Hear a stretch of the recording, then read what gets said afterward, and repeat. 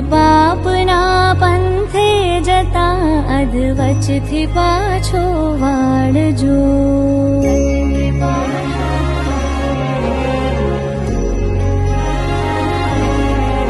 તારા વિના આ જગતમાં મારું નથી કોઈ માવડે. ડૂબતો બચાવા બાળને સિંહે ચડે.